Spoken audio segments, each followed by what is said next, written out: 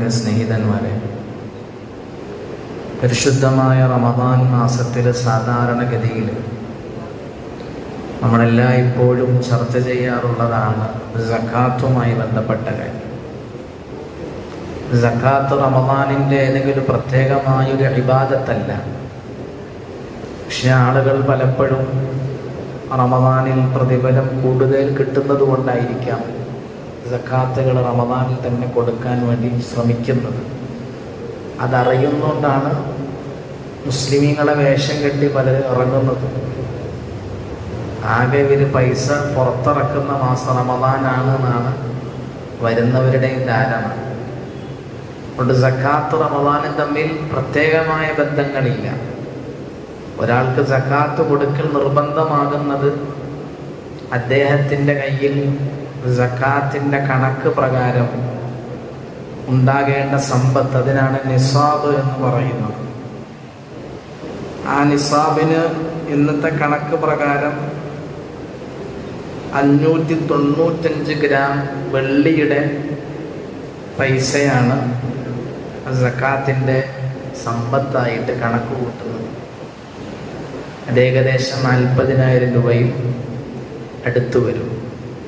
അത്രയും പൈസ ഒരാളുടെ കയ്യിൽ ഒരു വർഷം ഉണ്ടെങ്കിൽ അയാൾ സക്കാത്ത് കൊടുക്കണം. അത് റമദാൻ മുതൽ അടുത്ത റമദാൻ വരെ എന്നല്ല, എന്ന് മുതൽ അയാളുടെ കയ്യിൽ അതുണ്ടോ അന്ന് മുതൽ ഒരു വർഷം. അപ്പം അങ്ങനെയാണ് സക്കാത്തിൻ്റെ നിർബന്ധ ബാധ്യത എന്ന് പറയുന്നത്. അതുകൊണ്ട് റമദാനിൽ ഇത് നേരെ ചർച്ച ചെയ്യുന്നത് റമദാൻ മാസത്തിൽ എന്തായാലും ശൈത്താനെ കെട്ടിയിട്ടത് കൊണ്ട് ആ തടസ്സം എന്തായാലും ഇല്ല, പൈസ കൊടുക്കാനേ. ഖുർആൻ പറഞ്ഞ് ഇപ്പം നമ്മൾ ഓതി വെച്ചില്ലേ, അള്ളാഹു പറഞ്ഞ മുത്തഖീങ്ങളുടെ അടയാളങ്ങൾ പറഞ്ഞു. തഖ്വയുള്ളവർക്കാണ് അള്ളാഹു സ്വർഗം തയ്യാറാ ചെയ്തു വെച്ചിരിക്കുന്നത്. ആ തഖ്വയുള്ളവരുടെ ഒന്നാമത്തെ അടയാളം എന്താ അന്ന് പറഞ്ഞത്? അല്ലദീന യുൻഫിഖൂന ഫിസ്സറാഇ വദ്ദറാ. ആ മുത്തഖീങ്ങളുടെ ഗുണം അവർ ഇടുക്കത്തിലും വിശാലതയിലും ചെലവഴിക്കുന്നവരാണെന്നാണ്. ഒരാൾക്ക് സമ്പത്ത് അയാളുടെ നന്മയുടെ വഴിയിൽ ചെലവഴിക്കാൻ അയാൾക്ക് സാധിക്കുന്നില്ലെങ്കിൽ അയാളുടെ തഖ്വയിൽ പ്രശ്നമുണ്ടെന്നാണ് അർത്ഥം. തഖ്വ എന്ന് പറയുന്നത് ബാഹ്യകോലങ്ങളും വർത്തമാനങ്ങളും ദിക്റും സ്വലാത്തും തസ്ബീഹും ഇത് മാത്രമൊന്നുമല്ല. തഖ്വ മുത്തഖി എന്ന് പറയുന്നത് ആരാന്ന് ഖുർആൻ പറഞ്ഞു തരാൻ. അതിലൊന്നാമത്തെ അടയാളം പറഞ്ഞത് അല്ലദീന യുൻഫിഖൂന ഫിസ്സറാഇ വദ്ദറാ. ഇടുക്കത്തിലും വിശാലതയിലും ചെലവഴിക്കുക. ഈ ചെലവഴിക്കൽ സക്കാത്തിനെ കുറിച്ചല്ല പറയുന്നത്, പൊതുവായി നന്മകളുടെ വഴികളിൽ സമ്പത്ത് ചെലവഴിക്കുന്നതിനെ കുറിച്ചാണ്. ഇതിനോട് ചേർത്ത് വെക്കണം ഫർളായി നമ്മൾ നിർബന്ധമായി കൊടുക്കേണ്ട സക്കാത്ത്. മുത്തഖീങ്ങളുടെ അടയാളം അവരതിനപ്പുറം ചെലവഴിക്കുമെന്നാണ്. അപ്പൊ സക്കാത്ത് പോലും കൊടുക്കുന്നില്ലെങ്കിൽ നമ്മൾ മുത്തഖിയാവും. അതുകൊണ്ട് സക്കാത്ത് ഇസ്ലാമിൽ 5 ഫർളുകളിൽ പ്രധാനപ്പെട്ട ഫർള്, എല്ലാ ഫർളും പ്രധാനപ്പെട്ട അതേ സ്ഥാനം തന്നെ സക്കാത്തിനുള്ളത്. നിസ്കാരത്തിന് ഭയങ്കര സ്ഥാനം, സക്കാത്തിന് കുറവ് സ്ഥാനം. അങ്ങനെ ചിന്തിക്കാതിരിക്കാൻ വേണ്ടി ഖുർആനിൽ 82 സ്ഥലത്ത് അല്ലാഹു വഖീമുസ് സ്വലവാത്തു സക്കാ എന്ന് പറഞ്ഞു. നിസ്കാരം എല്ലാവർക്കും ഇഷ്ടമാണ്. കാരണം എന്താ, ഒരു ചെലവുമില്ല, റാഹത്തായിട്ട് വന്ന് നിസ്കരിക്കാം. എന്നിട്ടും നിസ്കരിക്കുന്നില്ലെങ്കിൽ അതിനപ്പുറമാണ് നമ്മുടെ നിഫാഖിന്റെ അവസ്ഥ. ഇപ്പൊ നിസ്കാരത്തിന് ചെലവില്ല, അതുകൊണ്ട് നിസ്കാരത്തിന് ആൾക്കാർ കൂടുന്നുണ്ട്, അതിന്റെ മസലകൾ ആളുകൾ ചോദിക്കുന്നുണ്ട്. നോമ്പിനും പ്രത്യേകിച്ച് വലിയ ചെലവില്ലാത്തത് കൊണ്ട് നോമ്പിന്റെ മസലകൾ ആൾക്കാർ ഒരുപാട് ചോദിച്ചു വരാറുണ്ട്. പ്രത്യേകിച്ച് റമദാനായ ഫോണൊന്നും വയ്ക്കാൻ നമുക്ക് സമയം കിട്ടൂല, അത്രയും കോള് വരും. എന്നാൽ സക്കാത്ത് അങ്ങനെ ആരും ചോദിക്കാറില്ല. കാരണം ഞാൻ സക്കാത്ത് കൊടുക്കാൻ അർഹനല്ലെന്ന് എല്ലാവരും സ്വന്തം അങ്ങ് തീരുമാനിച്ചേക്കാം. നമ്മുടെ ഏറ്റവും കൂടുതൽ ടൈറ്റ് ആകുന്ന സമയം എന്നറിയോ? സക്കാത്ത് കൊടുക്കണം. ഉസ്താദേ പഴയതല്ല, ഭയങ്കര ടൈറ്റാണ്. നമ്മുടെ ഏറ്റവും വിശാലതയുള്ള ആളാകുന്നത് എപ്പോഴെന്നറിയോ? മോടെ കല്യാണം, വീട്ടിൽ കുടിയിരിക്കൽ, വീട്ടിലെ ഫംഗ്ഷൻ, അപ്പോൾ ഒരു ടൈറ്റും ഇല്ല. ഉദഹിയുടെ സമയത്ത് ആൾക്കാർ വിളിക്കും, ഉസ്താദേ എത്ര ഷെയർ കൂടാൻ പറ്റും ഒരാൾക്ക് ഒരു മാടിൽ? ഭയങ്കര ചോദ്യമാണ്. ഇവൻ മോടെ കല്യാണത്തിന് 10 പോത്ത് ഒറ്റക്കർത്താളാണ്, പക്ഷെ ഉദഹിയക്ക് ഇവന് ഷെയറാണ് ചോദിക്കുന്നത്. അതേപോലെ സക്കാത്തിന്റെ കഥ, എങ്ങനെ സക്കാത്തിന് ഒഴിവാക്കാൻ പറ്റും, അങ്ങനത്തെ മസലകൾ ഉസ്താദന്മാരോട് ചോദിക്കും. അങ്ങനെ കിട്ടലാണ് ഏറ്റവും ഇഷ്ടം. അങ്ങനെ കടുപ്പം പറയുന്ന ഉസ്താദന്മാരൊന്നും ഇഷ്ടമല്ല. അപ്പോൾ അതുകൊണ്ട് ചോദിക്കുക, ചിലർ ഇയാളോട് ചോദിക്കണ്ട കുടുങ്ങും എന്നൊക്കെ പറയും. അപ്പൊ യഥാർത്ഥത്തിൽ നമ്മൾ ആദ്യം മനസ്സിലാക്കേണ്ടത്, ഖുർആൻ നിങ്ങൾ സകാത്ത് കൊടുക്കണമെന്നല്ല പറഞ്ഞത്, ഞാൻ നൽകിയതിൽ നിങ്ങൾ ചെലവാക്കിയാൽ മതി. ആദ്യം നമ്മൾ പഠിക്കേണ്ട പാഠം അതാണ്. ഈ സമ്പത്ത് എൻ്റെതല്ല. എൻ്റെതാണോ? എൻ്റെതല്ല.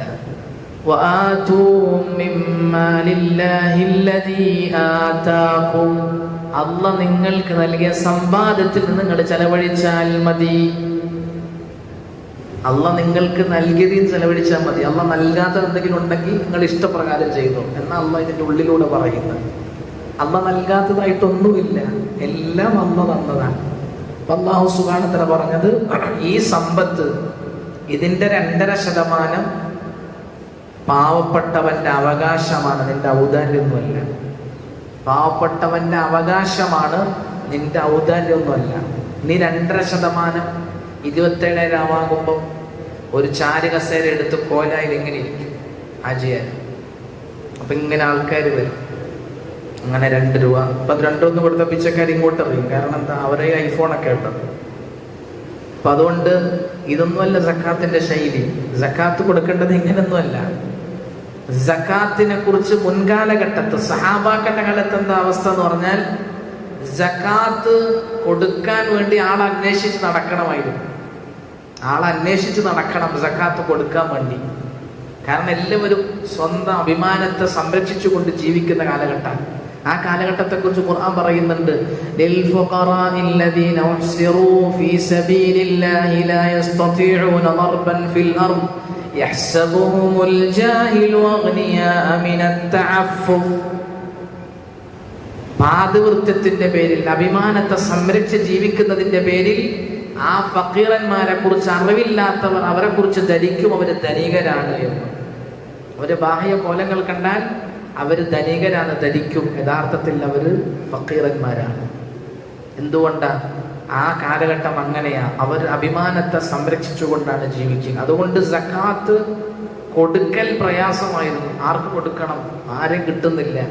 അങ്ങനെ രാത്രിയൊക്കെ ഇറങ്ങി നടക്കണം, ആരുടെങ്കിലൊക്കെ വീട് കണ്ടെത്തി അവിടെ കൊണ്ട് കൊടുക്കണം. പ്രയാസകരമായ സക്കാത്ത് കൊടുക്കൽ. ഇന്ന് നേരെ തിരിച്ചാ.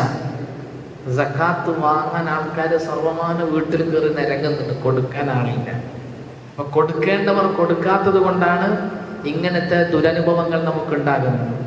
നബി സല്ലല്ലാഹു അലൈഹി വസല്ലം പറയുന്നുണ്ട്, അള്ളാഹു അള്ളാന്റെ ആയത്ത് വിശദീകരിച്ചു. അള്ളാഹു പറയുന്നത്, നഹ്നു ഖസംനാ ബൈനഹും മഈശതഹും ഫിൽ ഹയാത്തി ദുനിയ.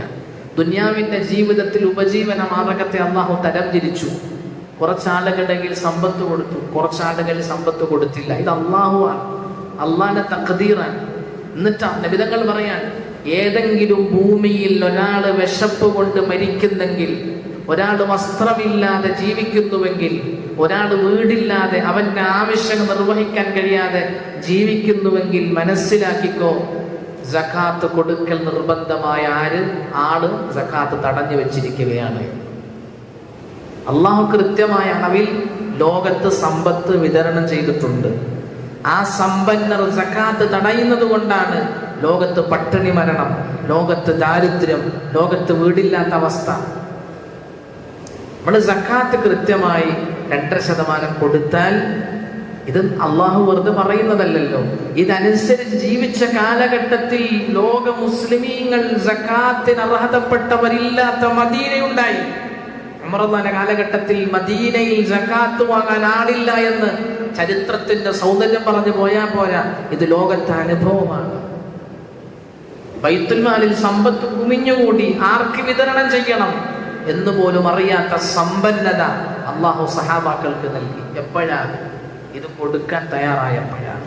ഇത് അള്ളാഹുവിന്റെ തീരുമാനമാണ്.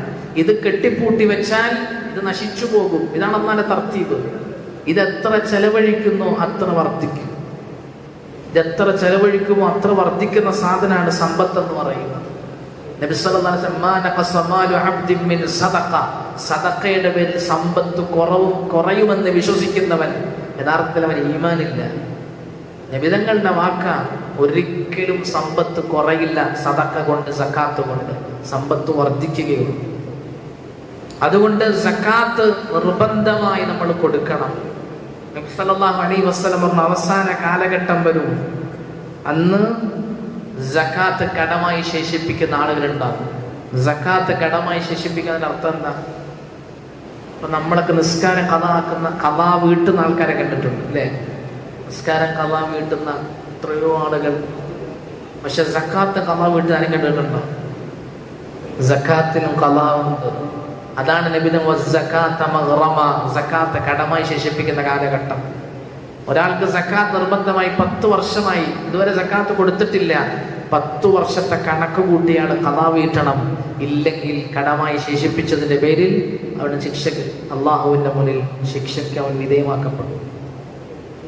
അതുകൊണ്ട് അള്ളാഹു സുബ്ഹാനഹു വ തആല നൽകിയ സമ്പത്തിന്റെ 2.5%, ആ 2.5% കണക്ക് കൂട്ടി കൃത്യമായി നമ്മൾ കൊടുത്തില്ലെങ്കിൽ നമ്മളുടെ അവകാശമല്ലാത്ത സ്വത്ത് നമ്മൾ കഴിച്ചതിൻ്റെ ഹറാമും കൂടി നമ്മുടെ ഉള്ളിലേക്ക് പോകും. ഹറാമാണ്. പാവപ്പെട്ടവന്റെ അവകാശം അത് നമ്മൾ കഴിക്കുക 2.5%. അതുകൊണ്ട് സക്കാത്തിൽ നിന്ന് ഒഴിവാക്കാനുള്ള ഒരു മസല നമ്മൾ പഠിക്കരുത്. സക്കാത്ത് കൊടുക്കൽ നിർബന്ധമാകുന്ന മസല. 84 ഗ്രാം സ്വർണം എന്ന് പറഞ്ഞാൽ 10.5 പവനിലേറെ സ്വർണം ഒരാളുടെ കയ്യിലുണ്ടെങ്കിൽ അയാൾക്ക് സക്കാത്ത് നിർബന്ധമാണ്. 595 ഗ്രാം വെള്ളിയുടെ അളവ് സമ്പത്ത് ഒരാളുടെ കയ്യിലുണ്ടെങ്കിൽ, അല്ലെങ്കിൽ അതിൻ്റെ സാധന സാമഗ്രികളുടെ കയ്യിലുണ്ടെങ്കിൽ അയാൾക്ക് സക്കാത്ത് നിർബന്ധമാണ്. ആ സക്കാത്ത് അതിൻ്റെ സമയത്ത് തന്നെ കൊടുക്കണം, അത് നീട്ടിവെക്കാനും പാടില്ല. ഇപ്പോൾ ഉദാഹരണത്തിന് ഒരു മനുഷ്യന് റജബ് 1 നിസാബ് തികഞ്ഞു, ഈ പറഞ്ഞ കണക്ക് പൂർത്തിയായി. അടുത്ത റജബ് 1 ഈ ഒരു വർഷത്തിനുള്ളിൽ എത്ര പൈസ വർദ്ധിച്ചിട്ടുണ്ടോ അതിൻ്റെ എല്ലാ സക്കാത്ത് കൊടുക്കണം. എന്ന് പറഞ്ഞാൽ ശഅബാൻ 30 അയാളുടെ കയ്യിൽ 10 ലക്ഷം രൂപ വന്നു, അതുവരെ അയാളുടെ കയ്യിൽ 1 ലക്ഷം രൂപ.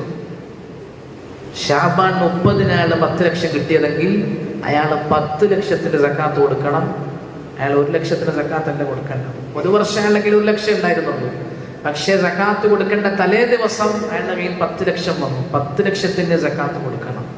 അതിന് 1 വർഷം തികയില്ല. 1 വർഷം തികയുക എന്ന് ഷർത്ത് സക്കാത്തിൽ വെച്ചിരിക്കുന്നത് അതിന്റെ നിസാബ് 1 വർഷം ഉണ്ടാകണം, അടിസ്ഥാന തുക 1 വർഷം ഉണ്ടാകണം എന്നതാണ്. അടിസ്ഥാനപരമായ നിസാബ് 1 വർഷമുണ്ട്. അതിൽ താഴേക്ക് പോയിട്ടില്ല എങ്കിൽ ആ 1 വർഷത്തെ അയാളുടെ സക്കാത്തിന്റെ പൈസ അയാളുടെ കയ്യിലുള്ളതായിട്ടാണ് ഇസ്ലാം തീരുമാനിക്കുന്നത്. അപ്പൊ നിസാബിന്റെ അടിയിലേക്ക് പോയാലോ പിന്നെ അത് മുതൽ കൂട്ടണം. നിസാബിന്റെ അടിയിലേക്ക് പോകാത്ത എല്ലാ സമയത്തും അയാളുടെ സമ്പത്ത് അയാളുടെ 1 വർഷത്തിൽ എത്ര വർദ്ധിച്ചോ അത് മുഴുവൻ്റെയും സക്കാത്ത് കൊടുക്കണം. പിന്നെ നമ്മളെങ്ങനെ കണക്ക് കൂട്ടേണ്ടത്? ഒരാൾക്ക് ഒരു ബിസിനസ് ഉണ്ട്, മറ്റൊരു ബിസിനസ്സിൽ ഷെയർ ഉണ്ട്, കുറച്ച് ഭൂമിയുണ്ട് വിൽക്കാൻ വേണ്ടി വെച്ചിരിക്കുന്നത്, കുറച്ച് സാധന സാമഗ്രികളൊക്കെ ഉണ്ട് അയാൾക്ക്. അയാളെ സംബന്ധിച്ചിടത്തോളം അയാളുടെ സക്കാത്ത് കണക്ക് കൂട്ടേണ്ടത് ഇതെല്ലാത്തിൽ നിന്നും എനിക്ക് സക്കാത്ത് നിർബന്ധമായിരിക്കുകയാണ്. ഇപ്പോൾ ഒരു ബിസിനസ് ചെരുപ്പിൻ്റെ ബിസിനസ്സാണ്. അപ്പോൾ ആ ബിസിനസ്സിൽ അതിൽ നിന്ന് കിട്ടുന്ന പൈസ, അതിൻ്റെ വരുമാനം, പിന്നെ അയാൾ ഭൂമി കച്ചവടം നടത്തുന്ന അതിൻ്റെ വരുമാനം, പിന്നെ അയാൾ വേറൊരു ബിസിനസ്സിൽ പാർട്ണർ അതിൻ്റെ വരുമാനം, ഇതെല്ലാം കൂടി ചേർത്തിട്ട് 2.5%. ചില ആൾക്കാരെന്ത് പറയുന്നറിയാം, ഈ കടയിൽ നിന്ന് ബിസിനസ്സിൽ എനിക്ക് കറക്റ്റ് സക്കാത്ത് കൊടുക്കാനുള്ള പൈസയില്ല, അതുകൊണ്ട് കൊടുക്കേണ്ടതില്ല. അങ്ങനെയല്ല. ഒരാൾക്ക് 40,000 രൂപയുണ്ട്, ആ 40,000 രൂപയിലേറെ എവിടെ നിന്നെല്ലാം അയാൾക്ക് പൈസയുണ്ടോ ആ മുഴുവൻ പൈസയുടെ സക്കാത്ത് കൊടുക്കണം. അല്ലാതെ ഒരു സാധനത്തിന് മാത്രം നോക്കുമ്പോൾ ചിലപ്പോൾ സക്കാത്ത് കൊടുക്കാൻ പറ്റിക്കോണമെന്നില്ല. ഒരു ബിസിനസ് മാത്രം നോക്കുമ്പോൾ അങ്ങനെയല്ല നോക്കേണ്ടത്. തൻ്റെ കീഴിൽ എന്തെല്ലാം ബിസിനസ്സുകളുണ്ടോ, എവിടെ നിന്നെല്ലാം വരുമാനമുണ്ടോ, ഇതെല്ലാം കൂടി ചേർത്തിട്ട് അയാൾക്ക് സക്കാത്ത് നിർബന്ധമാകുന്ന എത്രയാണോ അതിൻ്റെ 2.5% കൊടുക്കേണ്ടത്. മനസ്സിലാവുന്നുണ്ടോ? സാധാരണ ചില ആളുകളൊക്കെ ഓരോന്നോരോന്നായിട്ട് കണക്ക് കൂട്ടും. ഇന്ന ബിസിനസ്സിൽ അതിന് സക്കാത്ത് വേറെ, ഇന്ന ബിസിനസ്സിൽ സക്കാത്ത് വേറെ, അങ്ങനെ വെവ്വേറെയല്ല കണക്ക് കൂട്ടേണ്ടത്, മൊത്തത്തിൽ ഒരുമിച്ചാണ് കണക്ക് കൂട്ടേണ്ടത്. എന്നിട്ട് അതിൻ്റെ 2.5% കൊടുക്കേണ്ടത്. അങ്ങനെ കൊടുക്കുമ്പോഴാണ് ഫുഖറാക്കൾക്ക് പ്രയോജനപ്രദമായ നിലയിലുള്ളൊരു തുക തന്നെ നമുക്കുണ്ടായി വരിക. അപ്പൊ സക്കാത്ത് നമ്മൾ കൊടുത്തു. സക്കാത്ത് കൊടുത്താൽ എന്താ കിട്ടുക? ഖുർആൻ പറയുന്നുണ്ട്, പിന്നെ നബിസ്വല്ലല്ലാഹു ഹദീസാണ്, മാ തലിഫ മാലു അഹദിൻ ഫീ ബദ്ദിൻ വലാ ബഹർ. സമുദ്രത്തിലോ അല്ലെങ്കിൽ കരയിലോ കടലിലോ ഒരു മനുഷ്യന്റെയും സമ്പത്ത് നശിക്കുന്നില്ല സക്കാത്ത് കൊടുക്കാത്തതിന്റെ പേരിലാണ്. നശിക്കുന്നുണ്ടെങ്കിൽ എന്തിന്റെ പേരിലാണ്? സക്കാത്ത് കൊടുക്കാത്തതിന്റെ പേരിലാണ്. അതുകൊണ്ട് സക്കാത്ത് കൊടുത്തിട്ടില്ലെങ്കിൽ നമ്മൾ ഏത് കമ്പനി കൊണ്ട് ഇൻഷുർ ചെയ്തിട്ടൊരു കാര്യമില്ല. ആ കമ്പനി മൊത്തത്തിൽ നശിച്ചു പോകും. കാരണം സക്കാത്തില്ലാത്ത പൈസ കൊണ്ട് ഇൻഷുർ ചെയ്തിരിക്കുക. ആ ഇൻഷുർ കമ്പനി നശിക്കാൻ കാരണമാണ് നിന്റെ പൈസ. അപ്പൊ സക്കാത്ത് കൊടുക്കാതെ നമ്മൾ നമ്മുടെ സമ്പത്ത് സംരക്ഷിക്കാമെന്ന് കരുതുന്നത് അള്ളാഹുവിന്റെ തഖ്ദീറിനെതിരെ പ്രവർത്തിക്കലാണ്.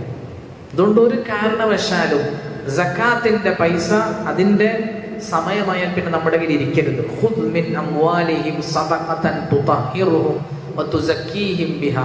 നിങ്ങൾക്ക് ഈ പൈസ അഴുക്കാൻ, അത് നിങ്ങൾ ഒഴിവാക്കലാണ് നിങ്ങൾ നജാസത്തിൽ നിന്നും നിങ്ങളുടെ സംരക്ഷണം കിട്ടാനുള്ള വഴിയെന്ന് പറയും. നജാസത്താണ്, ഇത് അഴുക്കാൻ. പിന്നെ ചില ആളുകൾ ഉസ്താദെ നമ്മളെല്ലാം സക്കാത്ത് കൊടുക്കുന്നുണ്ട് എന്നിട്ടും പരീക്ഷണങ്ങളൊന്നും മാറുന്നില്ല, സമ്പത്തൊന്നും വറക്കത്താകുന്നില്ല, എന്താ സക്കാത്ത് കൊടുത്തിട്ടും എന്താ മാറാത്തത് എന്ന് ചോദിക്കും. നമ്മൾ ആദ്യം ചിന്തിക്കേണ്ടത് ഈ സമ്പത്ത് എങ്ങനെ ഉണ്ടാക്കിയതെന്ന് കൂടെ ചിന്തിക്കണം. മിൻ ഐനക്തസബ, എവിടുന്നാ സമ്പാദിച്ചത്? സമ്പാദിച്ചത് പലിശയിലൂടെ, സമ്പാദിച്ചത് ഓടിയിട്ട ബിസിനസ്സിലൂടെ, സമ്പാദിച്ചത് EMI ഇട്ട വരുമാന മാർഗത്തിലൂടെ, സമ്പാദിച്ചത് സ്വന്തം ജ്യേഷ്ഠന്റെ അനുജന്റെ അനന്തര സ്വത്ത് വീതം വെക്കാത്ത പൈസ എടുത്തിട്ട്, സ്വന്തം പെങ്ങളുടെ പൈസ അവകാശപ്പെടുത്തിയിട്ട്, അയൽവാസിയുടെ പൈസ അല്ലെങ്കിൽ അവന്റെ ഭൂമി അടിച്ചു മാറ്റി അത് വിറ്റിട്ട്, അല്ലെങ്കിൽ കച്ചവടത്തിൽ കളവ് പറഞ്ഞ് സമ്പാദിച്ചു, അല്ലെങ്കിൽ പാർട്ട്ണറെ പറ്റിച്ച് സമ്പാദിച്ചു. ഇങ്ങനെ തുടങ്ങി സമ്പാദ്യ മേഖലകളിൽ ഹറാമ് സൂക്ഷിക്കാത്തൊരു മനുഷ്യൻ അവന്റെ സക്കാത്ത് കൊടുത്തിട്ടൊരു കാര്യമില്ല. ഇപ്പൊ ലോട്ടറി അടിച്ചൊരാൾ സക്കാത്ത് കൊടുത്തുള്ള കാര്യമുണ്ടോ? ഞങ്ങൾക്ക് ലോട്ടറി അടിച്ച് 10, അടുത്തൊരു സംഭവം നടന്ന ലോട്ടറി അടിച്ച പൈസ കൊണ്ട് 5 പോയി, ഇല്ല കാര്യമുണ്ടോ? ഒരു കാര്യമില്ല. അപ്പൊ ഇതേപോലെയാണ് നമ്മൾ ഹറാമായി സമ്പാദിക്കുക. ആ സമ്പാദിച്ച പൈസക്ക് കോടിക്കണക്കിന് സക്കാത്ത് കൊടുത്തിട്ടും അള്ളാന്റെ അടുക്കൽ ഒരു മൂല്യമില്ല. ഇന്ന് ആളുകൾ അങ്ങനെയാണ്. ബ്ലാക്ക് മണി വൈറ്റ് മണി ആക്കാനുള്ള പരിപാടി എന്താ? മദ്രസക്ക് ഒരു 10 ലക്ഷം സമ്പാദിച്ചതോ ഹറാമിലൂടെ. മദ്രസക്ക് ഒരു 10 ലക്ഷം ഇരിക്കട്ടെ, എൻ്റെ പേര് മദ്രസയുടെ ചുമലിൽ എഴുതി വെക്കട്ടെ, ഗേറ്റിൽ തന്നെ എഴുതി വെക്കണം, എൻ്റെ പേരിൽ ഒരു ആർച്ച് കെട്ടണം. ഇങ്ങനെ നമ്മൾ ഹറാമ് സമ്പാദിച്ചിട്ട് ഏത് പള്ളിക്കും മദ്രസക്കും നന്മക്കും ചെലവഴിച്ചാലും ഒരു വെള്ളത്തിൽ എഴുതിയ പോലെ ഉള്ളൂ, ഒരു പ്രയോജനമില്ല. സഹാബാക്കത്തെ കാലത്ത് എങ്ങനെയാണ് അവർ ചെലവഴിച്ചിരുന്നത്? അള്ളാഹുവിന്റെ മാർഗത്തിൽ ചെലവഴിക്കാൻ തങ്ങൾ ഒരിക്കൽ സഹാബാക്കളോട് പറഞ്ഞു. ഇപ്പൊ ഒരു സഹാബി വരുന്നുണ്ട്, ഒരു പിടി കാരക്കയുമായിട്ടാണ് വരുന്നത്. മുടന്തനായ സഹാബിയാണ്. ഒരു പിടി കാരക്കയായിട്ട് വരുമ്പം മുനാഫിക്കുകൾ കളിയാക്കി, ഇയാൾ ആളുകളെ കാണിക്കാൻ വേണ്ടി ചെലവഴിക്കാൻ. വണ്ടി മാറ്റി പറയുക. KL 16 V 1913 Swift. അപ്പൊ സമ്പത്ത് അള്ളാഹുവിന്റെ വേണ്ടി ചെലവഴിക്കുന്നതിലേറെ ശ്രദ്ധിക്കേണ്ടത് എങ്ങനെ സമ്പാദിക്കണം. അപ്പൊ ഈ സഹാബി മുടന്തനായ സഹാബിയാണ്. ഒരു പിടി കാരക്കയായിട്ടാണ് വരുന്നത്. മുനാഫിക്കുകൾ പറഞ്ഞു ഇയാൾ ആളുകളെ കാണിക്കാൻ വേണ്ടി വരാൻ. അദ്ദേഹം വന്നു, ഒരു കാരക്ക നബി തങ്ങളുടെ മുന്നിൽ സമർപ്പിക്കാൻ, ഒരു പിടി. അപ്പൊ തങ്ങൾ പറഞ്ഞു ഈ കാരക്ക വാങ്ങി മുഴുവൻ സമ്പത്തിന് മേലും ഇട്, ഇത് ബറക്കത്താകട്ടെ. എങ്ങനെയാണ് ഇത് കൊണ്ടുവന്നത്? അദ്ദേഹം പറഞ്ഞു അള്ളാഹുവിന്റെ വഴി സമ്പത്ത് ചെലവഴിക്കണമെന്ന് തങ്ങൾ എല്ലാവരോടും പറഞ്ഞു. എൻ്റെ വീട്ടിലൊന്നുമില്ല, എനിക്ക് മുടന്താണ്. ഞാൻ യഹൂദിയുടെ തോട്ടത്തിൽ പോയി വെള്ളം നനച്ച് എനിക്ക് കിട്ടിയ ഒരു കാരക്കയുടെ ഒരു പിടി, അത് അള്ളാഹിന്റെ വഴി സമർപ്പിക്കാൻ. ഇതാണ് അള്ളാഹിന്റെ വഴി ചെലവഴിക്കേണ്ട സമ്പാദ്യം.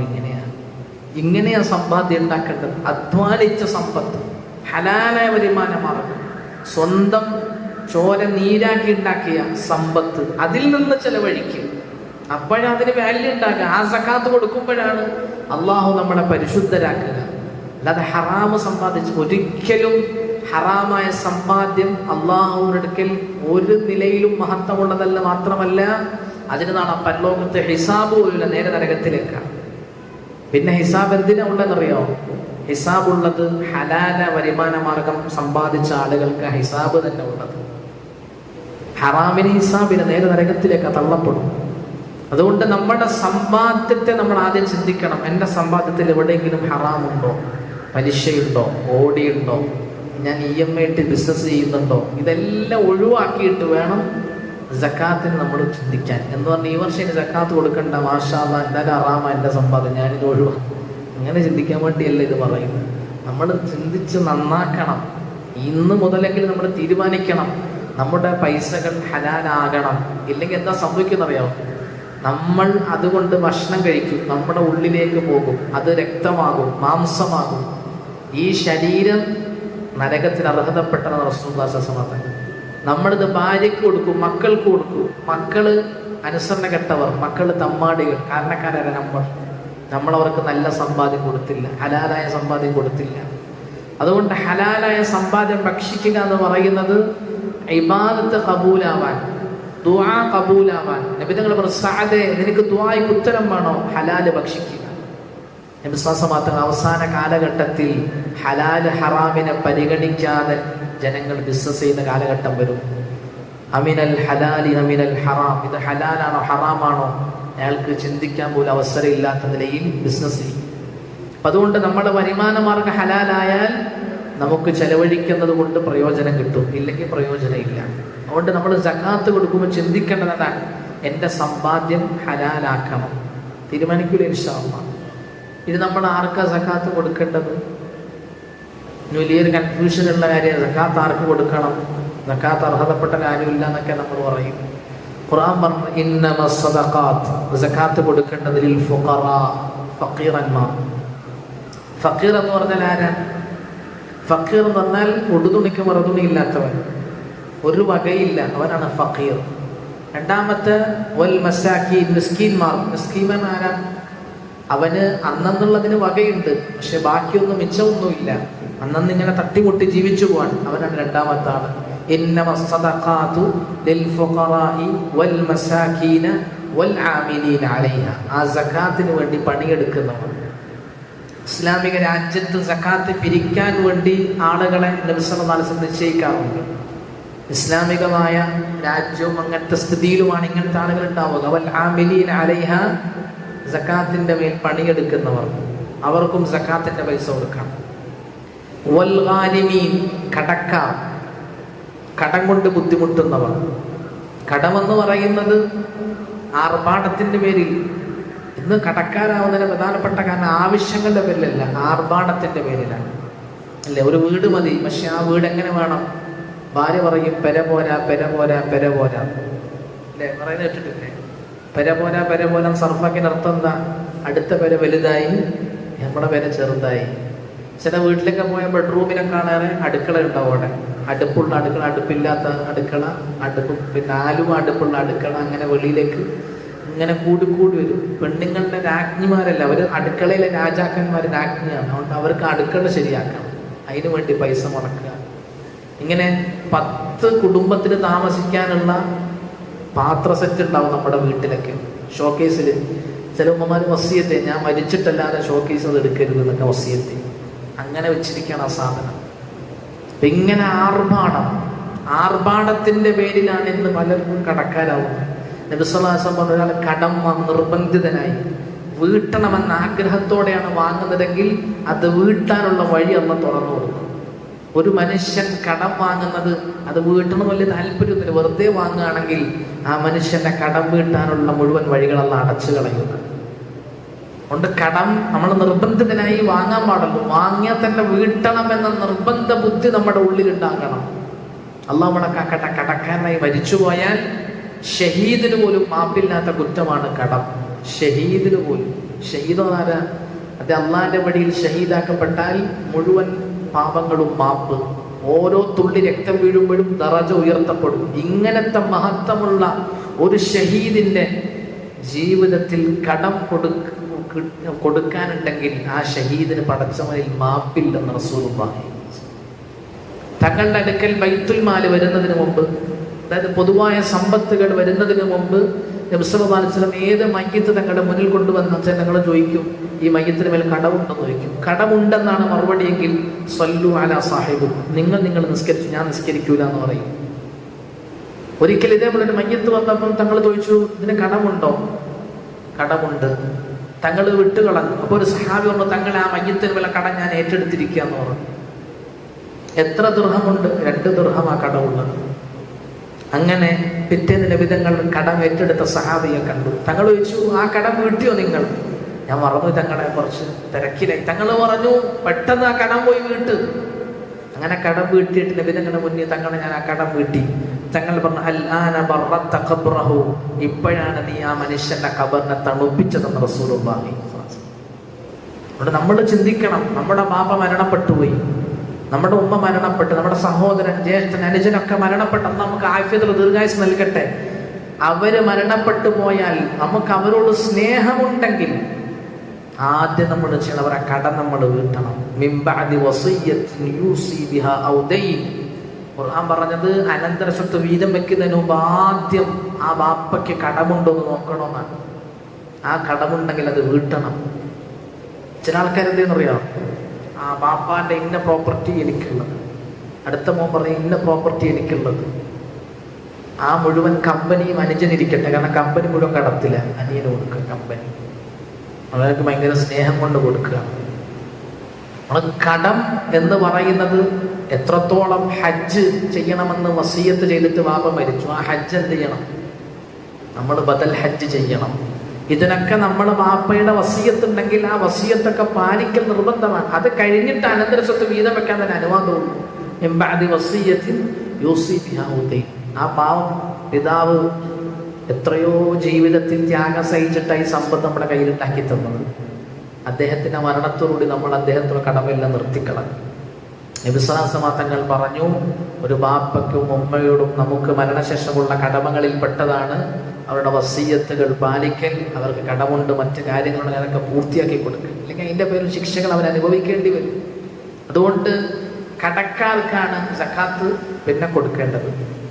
അതിൽ സാധാരണ ശ്രദ്ധിക്കേണ്ടത്, ചിലപ്പം ഈ കടം നമ്മൾക്ക് കടക്കാരായിത്തീരുന്നത് പലിശയിലൂടെ ബാങ്കിൽ നിന്ന് സമ്പത്തൊക്കെ എടുത്ത്, അപ്പോൾ നമ്മൾ ഈ ഉസ്താദെ അദ്ദേഹത്തിന് ലോൺ അടച്ച് പൂർത്തിയാക്കി കൊടുത്താൽ നമുക്ക് കുഴപ്പമുണ്ടോ? കടക്കാരനല്ലേ, പാവൻ. അല്ല, നമ്മളൊരു കാര്യം മനസ്സിലാക്കേണ്ടത്, അയാൾ പലിശ എടുക്കുന്നതോടുകൂടി അള്ളാഹുമായിട്ടാണ് യുദ്ധത്തിലല്ലേ. ഖുർആൻ പറഞ്ഞു ഫഅ്ദനൂ ബിഹർബിൻ മിനല്ലാഹി വറസൂലി. ഒരാൾ പലിശയുമായി ഇടപാട് നടത്തുമ്പോൾ തന്നെ അയാൾ അള്ളാഹുമായിട്ട് യുദ്ധത്തിലാണ്. അള്ളാഹുമായിട്ട് യുദ്ധത്തിലുള്ള ഒരാളെ നമ്മൾ സഹായിക്കുക. യുദ്ധത്തിൽ കുഴപ്പമൊന്നുമില്ല, ഞാൻ ഉഷാറായി ഇതിനെ സഹായിച്ചു തരാം, അങ്ങനെ സഹായിക്കണം. അതുകൊണ്ട് തന്നെ അള്ളാഹുവിന് തമ്മിൽ യുദ്ധത്തിൽ, ആ യുദ്ധത്തിൽ നമ്മൾ പോയി ഇടപെടണ്ട, പണി കിട്ടും നമുക്കും കൂടി. അതുകൊണ്ട് ഒരാൾ പെട്ട് പശ്ചാത്തപിച്ചിനി മേലാൽ ഞാൻ ഒരിക്കലും തിന്മ ചെയ്യില്ല, അല്ലെങ്കിൽ പലിശക്ക് എടുക്കില്ല എന്ന് ഉറപ്പിച്ചൊരു മനുഷ്യനുണ്ട്. അങ്ങനെയൊക്കെ ഉണ്ടെങ്കിൽ നമുക്ക് എങ്ങനെയൊക്കെ സഹായിച്ചത് രക്ഷപ്പെടുത്താം. പക്ഷെ എങ്കിലും നമ്മളുടെ സക്കാത്തിന്റെ പൈസ ഇങ്ങനത്തെ കാര്യത്തിന് ചെലവാക്കരുത്, അതൊന്നും അർഹതപ്പെട്ടവരല്ല. അത് കടക്കാരെന്ന് പറയുമ്പോൾ കടക്കാരെങ്ങനെയുള്ളവരാന്ന് കൂടി പഠിക്കണം. ആവശ്യങ്ങളുടെ പേരിൽ കടം വാങ്ങി മോളെ കെട്ടിച്ചൊരു കടക്കാരനായി, അങ്ങനെ കടക്കാരനാവും ഇസ്ലാമിൽ. ഒരാൾ മോളെ കെട്ടിച്ച കടക്കാരനാവണം, ഇസ്ലാം അയാളോട് എന്തെങ്കിലും കുറ്റം ചെയ്തിട്ടുണ്ടോ? അപ്പോൾ ഈ മോളെ കെട്ടിച്ചിട്ട് കടക്കാരനായതുകൊണ്ടാണ്, നമ്മുടെ സമ്പ്രദായങ്ങൾ അങ്ങനെ ആയതുകൊണ്ടാണ്. അതുകൊണ്ട് നമ്മുടെ ജീവിത രീതി മാറ്റിയാൽ തന്നെ കടമെന്ന് പറഞ്ഞ പ്രശ്നം ജീവിതത്തിൽ ഇല്ലാതെയാണ്. പിന്നെ സക്കാത്തിന് അർഹതപ്പെട്ട മുഅല്ലഫത്തി ഖുലൂബുഹും, ഇസ്ലാമിലേക്ക് ഹൃദയം ചാഞ്ചാടി നിൽക്കുന്നവർ, അതായത് പുതുമുസ്ലിമീങ്ങളെന്ന് നമ്മൾ സാധാരണ പറയും. ഉമർ റളിയല്ലാഹു അൻഹുവിന്റെ അഭിപ്രായ പ്രകാരം അങ്ങനെയുള്ളവർ ഇനി ഇല്ലാന്നാണ്. ഇസ്ലാം ശക്തിപ്പെട്ടിരിക്കുന്നു, അതുകൊണ്ട് ഇസ്ലാമിലേക്ക് ചാഞ്ഞു നിൽക്കുന്ന ആളുകൾക്ക് സമ്പത്ത് കൊടുത്തവരെ ഇണക്കണമെന്ന കാര്യമില്ല എന്ന് ഉമറിന്റെ അഭിപ്രായം.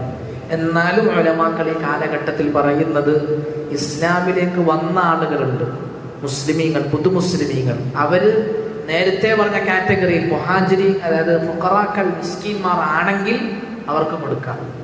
പുതുമുസ്ലിമാണ്, അദ്ദേഹത്തിന് സ്വന്തം വകയില്ല, ഏർപ്പാടില്ല, അങ്ങനെയുള്ള ആൾക്ക് നമ്മൾ സക്കാത്ത് കൊടുക്കാം, പുതുമുസ്ലിം എന്ന നിലയിൽ.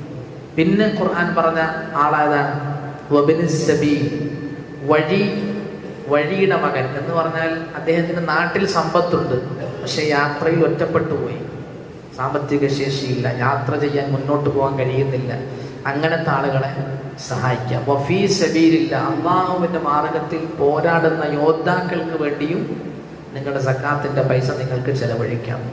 ഇതാണ് സക്കാത്തിന്റെ മസാരിഫുകൾ. സക്കാത്ത് നമ്മൾ കൊടുക്കേണ്ട സ്ഥലങ്ങൾ ഇതൊക്കെയാണ്. ഈ അർഹതപ്പെട്ടവരുടെ കരങ്ങളിൽ സക്കാത്ത് എത്തിയില്ലെങ്കിൽ നമ്മുടെ സക്കാത്ത് വീടൂല.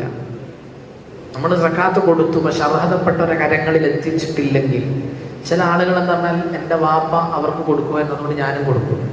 വാപ്പാടെ കാലത്തിൽ അർഹരായിരിക്കും, ഇപ്പോൾ അവർ സമ്പന്നരായിട്ടുണ്ടാവും, എന്നിട്ട് നമ്മൾ എന്ത് ചെയ്യുക, വീണ്ടും അവർക്ക് തന്നെ കൊടുത്തോണ്ടിരിക്കുക. അങ്ങനെ കൊടുത്തോണ്ടിരുന്നാൽ സക്കാത്ത് വീടുകയില്ല.